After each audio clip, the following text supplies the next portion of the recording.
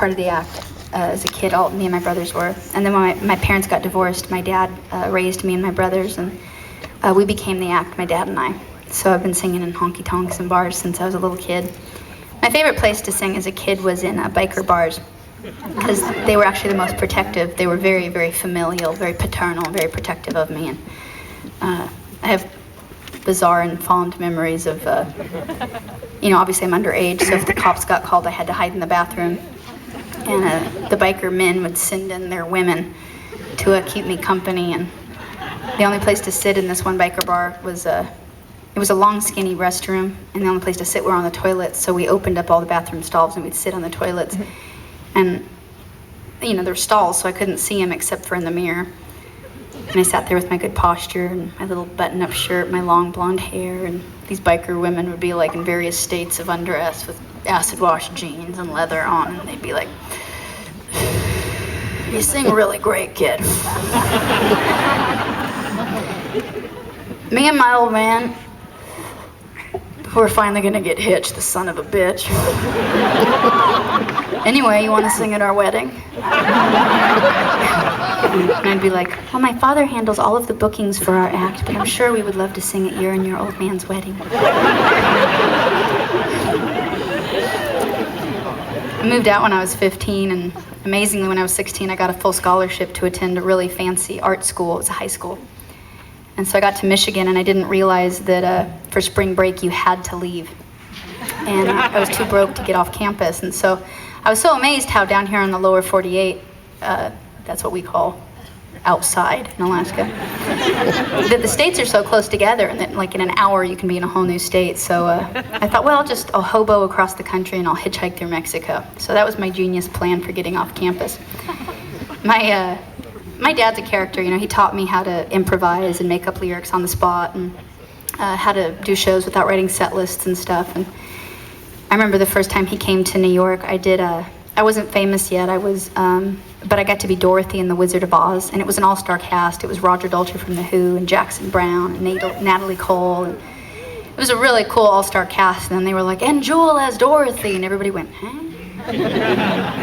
But my dad came down from Alaska for that, and he's a rancher. I don't know if anybody here has a ranching background, but my dad had his good hat on, and his leather vest, and his creased jeans, and his cowboy boots, and he makes jewelry out of animal parts. I don't know a nice way to say that or a politically correct way to say that.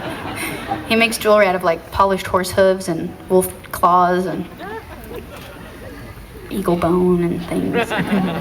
So he wore his very favorite animal carcass totem pole necklace to New York. So after the show, it went good, and there was an after party. It was very shishi, Everybody had champagne and had their pinkies out, and somebody had told my dad, "You should be very proud of your daughter. She did a great job." And it was one of those moments when the whole room got quiet at the exact wrong time and at the same time. And everybody looked in time to hear my dad go, "Yeah, put my best sperm into that one."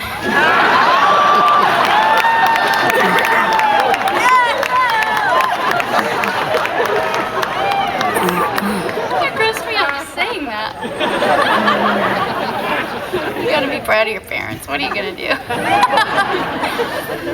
Anyway, I learned 4 chords when I was 16. My dad always played guitar, and I only ever just sang. So I thought I'd learn guitar so I could kind of street sing and earn money as I went across Mexico. I learned A minor, C, G, and D in that order. I couldn't go out of order because I didn't know how yet. And I couldn't read music, so I couldn't learn other people's songs. But I had written poetry my whole life and sung my whole life, so I thought, and my dad taught me how to improvise, so I thought, well, I'll just make up songs about people as they walked by, so that's what I did.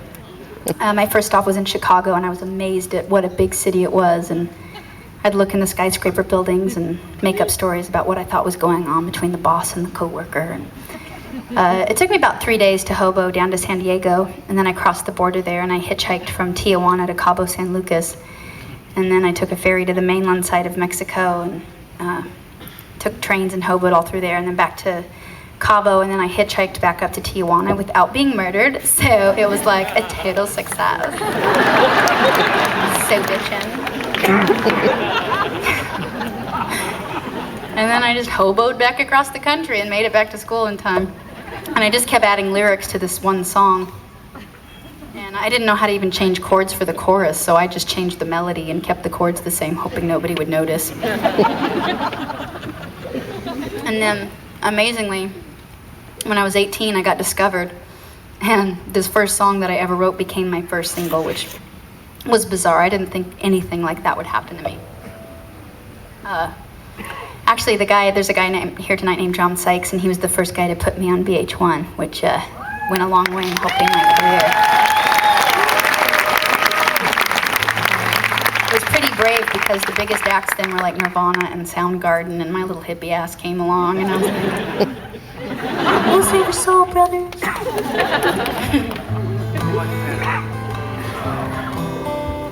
I remember the first time I heard this song on the radio. It was one of those amazing experiences. My life shouldn't have worked out this good. There are many, many, many turns that it could have gone the other way. And I always am struck by the fact that if people didn't like my music or like that first album, I would have ended up back on the street. And to have one hit is amazing in this career. To be famous for a year or have a career for a year is amazing. But to do this 13 years and still have people come and listen so quietly to brand new songs means a lot to me, so thank you guys for coming.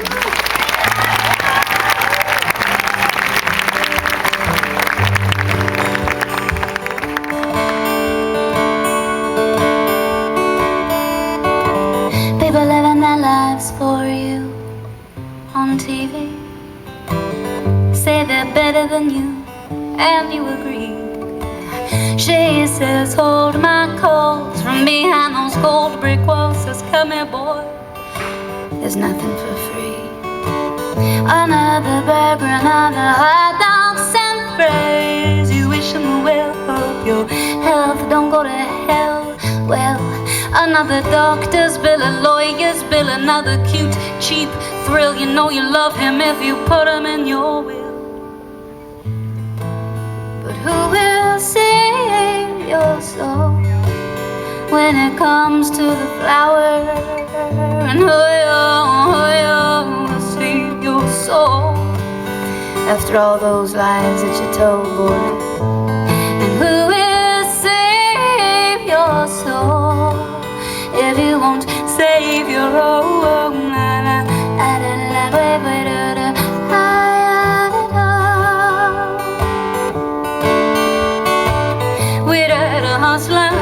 Bustling, right across some on the golf swans. I'm gonna bust down on Orleans Avenue. Oh,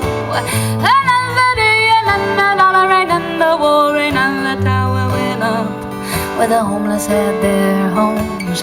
So he prayed to as many different gods as there are flowers.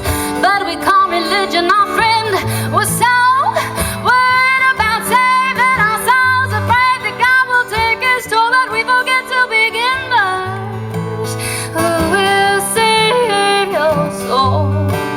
When it comes to the memories, and who will save your soul after all those lies that you told, boy? And who will save your soul if you won't save your own?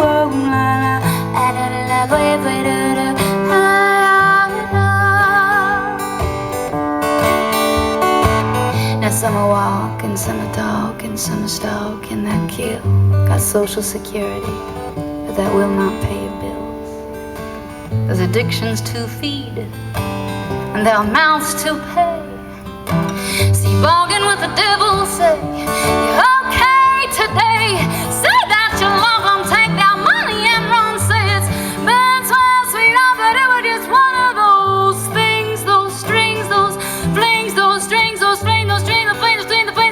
You gotta cut together the stairs, go right now, bust all your butts.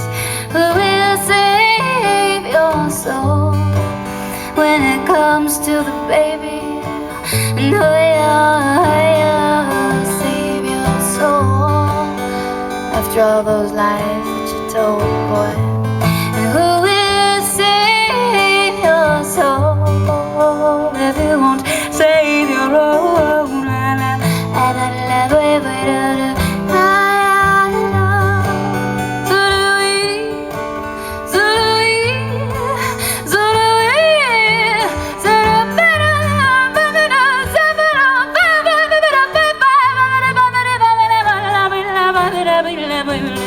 we dance about the game, we butter, I say.